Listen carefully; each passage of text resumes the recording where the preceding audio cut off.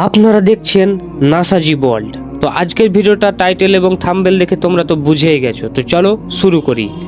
কিসের ওপর ভিত্তি করে এই পণ্যগুলোর মূল্য 300 থেকে 350 টাকা নির্ধারণ করা হয়েছে? একটি মানবিক আবেদন। সাধারণ নাগরিকের পরিবারেও তো শিশু রয়েছে, তারা এখনও সমাজের বৈষম্য বুঝতে শেখেনি। চারপাশে যা দেখে সেটাই তাদের কাম্য হয়ে ওঠে। দোকানে প্রদর্শিত রঙিন পণ্যগুলো দেখে তাদের মনে খেয়াল জাগে, বাবা এটা কিনে দাও, মা ওটা চাই।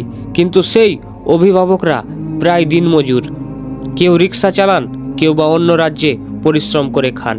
350 টাকা তাদের কাছে বিলাসিতা, একদিনের চাল ডালের টাকাই যেখানে বড় প্রশ্ন। তাই আমাদের অনুরোধ, মূল্য নির্ধারণের সময় আপনারা মানবিক হয়। শিশুদের আনন্দ যেন কারো অশ্রুর কারণ না হয়। মানুষ আগে মুনাফা করে, ওরা এখনও বোঝে না সমাজের এই উঁচু নিচু, ধনী গরিবের পার্থক্য। চারপাশে যা দেখে সেটাই চাই। দোকানে ঝুলতে থাকা রঙিন জিনিসগুলো দেখে ওদের ছোট মনেও বায়না জাগে, বাবা এটা কিনে দাও, মা ওটা কিনে দাও। কিন্তু সেই বাবা মা অনেক সময় দিনমজুর, কেউ রিক্সা চালান, কেউ ভিন্ন রাজ্যে খেটে খান।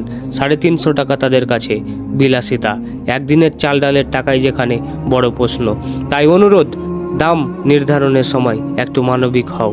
শিশুদের আনন্দ যেন কারো চোখের জলে না বদলে যায়। মানুষ আগে মুনাফা করে। তো এই লেখাগুলো এক বন্ধু আমার ফেসবুকে পোস্ট করেছিল, আমি তোমাদেরকে ভিডিওর মাধ্যমে তুলে ধরলাম।